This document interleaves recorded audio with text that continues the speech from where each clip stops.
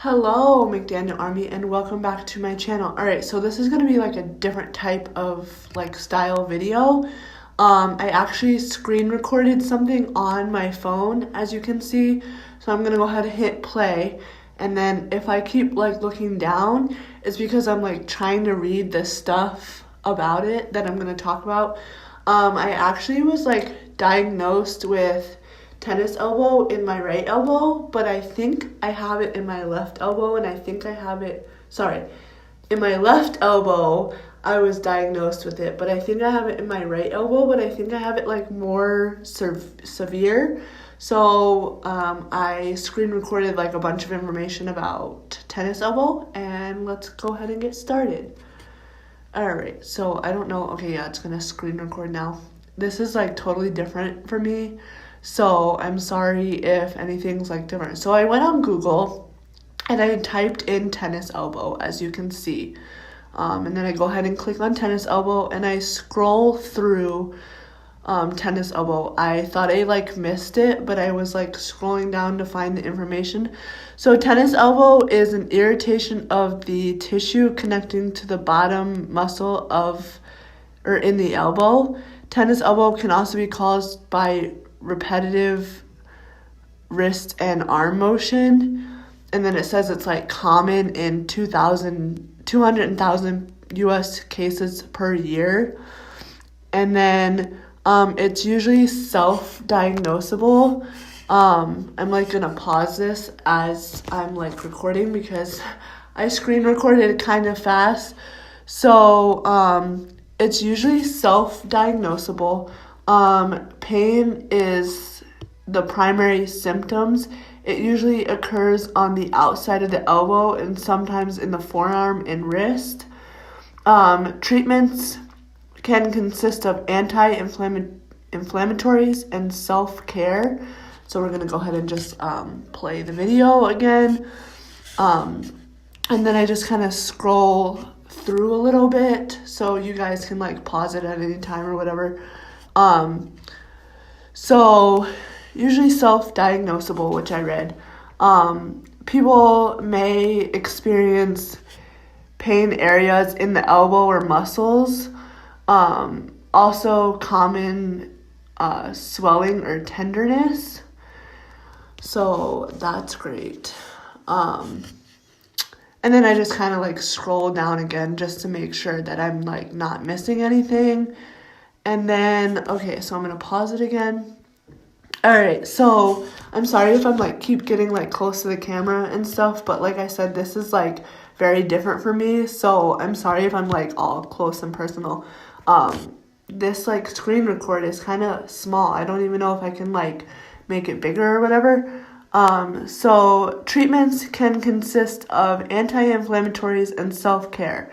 Treatment includes rest, pain relievers, and physical therapy, and then you can have supportive care, self-care, and then I'm gonna go ahead and scroll over a little bit so we can see the other treatments. I tried to click on some of these. You can see it has an arrow, but it wouldn't let me, so I don't know if it's because the information is just kind of right below. Alright, so you can do therapy or therapies if you wanted to, as you can see, and then I'm going to keep scrolling here in a second. And then you can do medications. I think the medications are if the anti-inflammatories Advil or Aleve don't work, the doctors can prescribe something better for you. Yeah. And then you can use devices. I actually do have a device that the doctor gave me. It's actually it's kind of, okay, so if you broke or sprained your ankle, they give you a boot that you can put air into. But this, it's just kind of a brace that goes around your elbow here, and it's just supposed to sit on your elbow and protect it. But for some reason it's so tiny, and for me I have really bad eczema, and then sometimes my eczema flares up and then it doesn't, and wearing that brace for some reason on my elbow gave me like a rash. So I don't know what other like devices they could be talking about. And then I just kind of scroll back through, and as you can see, I'm like trying to click on the arrow, but for some reason it won't let me.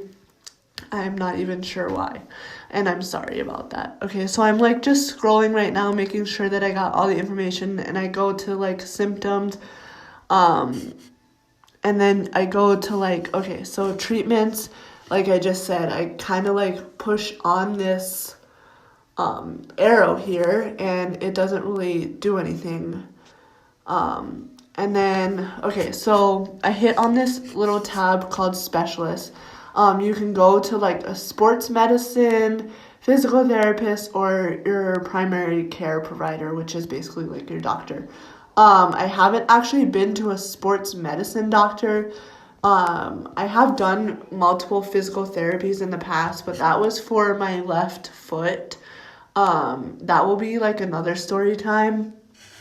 And then obviously like I've been to my regular doctor so many times, and to be honest, I think they misdiagnosed me. I used to work at McDonald's, so all the like you're constantly like using your wrists and everything to like pull the meat off the grill and whatever. So they did say that like that type of like pain in your elbow can be caused by that.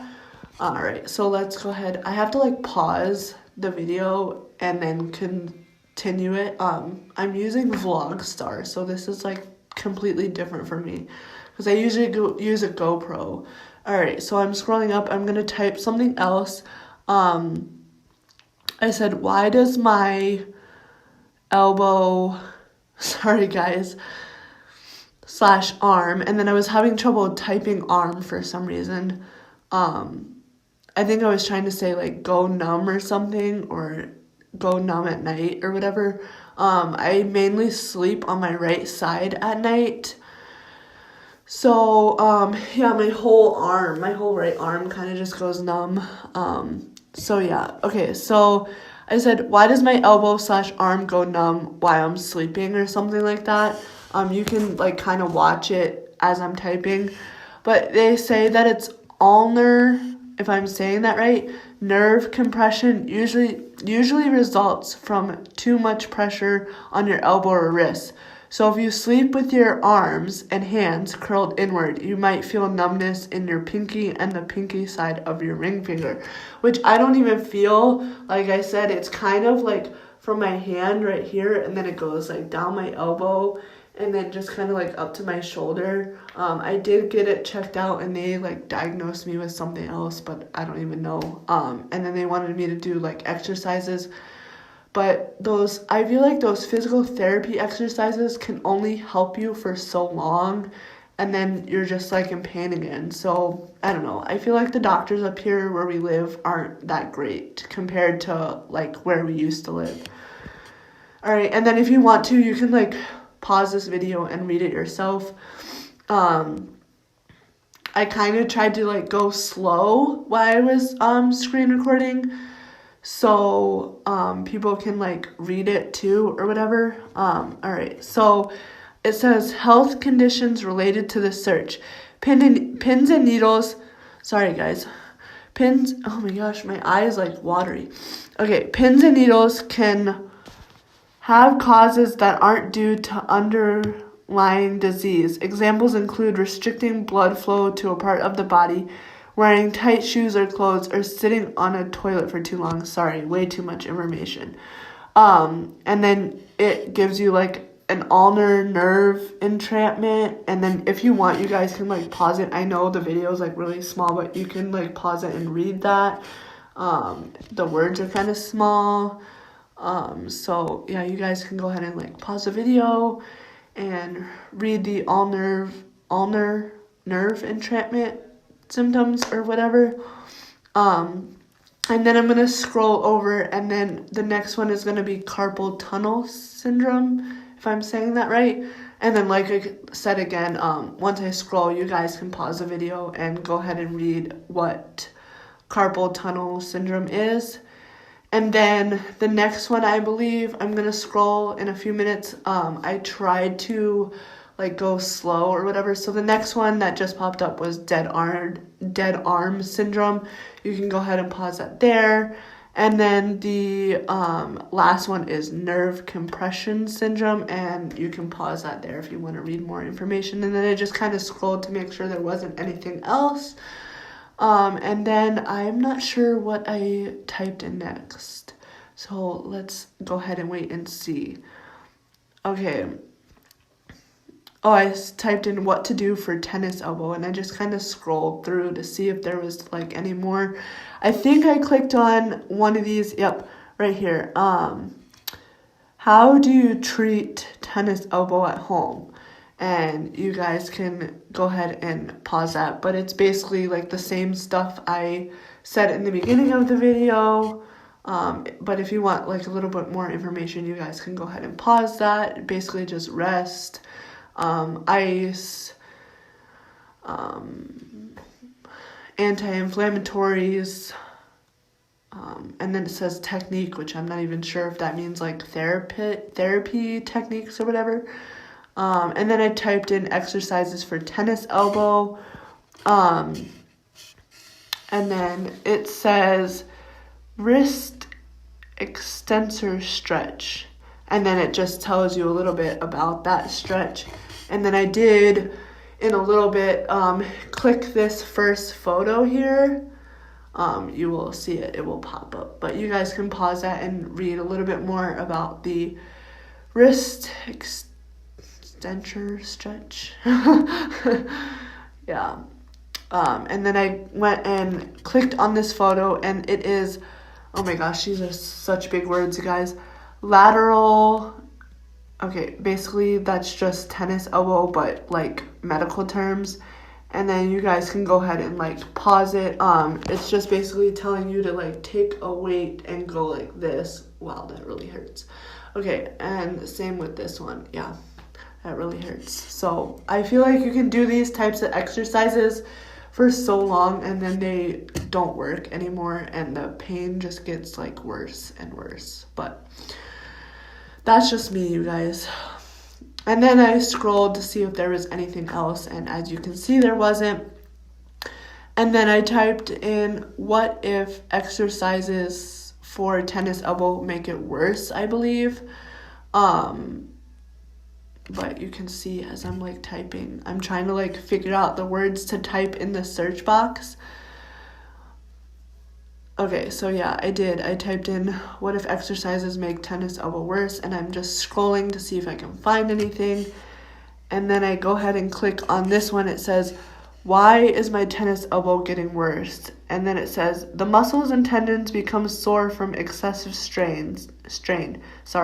Symptoms include pain, burning, or an ache along the outside of the forearm and elbow. It gets worse and may spread down to the wrist if the person continues the activity that causes the condition. The grip may become weak. And then, like I said, if you want to, you can go ahead and pause it so you can read it yourself. I may have talked way too fast, and I'm sorry. One of my kittens is meowing in the background. And then, yeah, like I said, I kind of tried to do it like slow so you guys can read it. And then I went ahead and clicked on, is it okay to exercise with tennis elbow? And then it says, exercise may have been the root cause of your tennis elbow syndromes, but that doesn't mean the exercise can't also be a source of healing and relief. Targeted exercises and stretches can help to strengthen the muscles and connective tissues of the forearm and to repair the medical word change that has occurred. And then you guys can go ahead and pause it if you want to read it yourself. I know I kind of like talk really fast, and I do apologize for that, but yeah, my eyes are really watery, guys. I'm sorry. Okay, so I guess I clicked on another one, and then it's the one I clicked on. It says, what exercises should you avoid with tennis elbow? And it basically says chin-ups, push-ups, and bench presses. All of these movements put a strain on your elbow's flexors, which can lead to further irritation of the lateral tendons of your elbow. Wrist exercises. It's best to avoid any wrist exercises, especially forearm dumbbell curls or barbell extensions. And you guys can go ahead and pause the video so you can read it yourself. Like I have said before, the words are kind of like small, so that's why I keep going like in and out. I have like really bad eyes. I'm sorry, guys. Fun fact about me.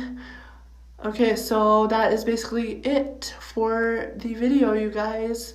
Thanks for coming to my channel and listening to a little story time of me getting diagnosed with tennis elbow. Just in my left elbow though, I believe. I was actually talking to my fiance last night, and we think it was my left elbow that I was diagnosed with it in, but we're not 100% sure. But I promise you, I think it was my left elbow, because I remember putting it over here on my like that little brace on my elbow, but I don't know. All right, so anyways, if you're new, thank you for joining. I do appreciate it, and make sure you like, comment, subscribe, share, and turn on your post notification bell to all so you can be notified every single time I post a brand new video, and I will see you guys in the next one. Peace out.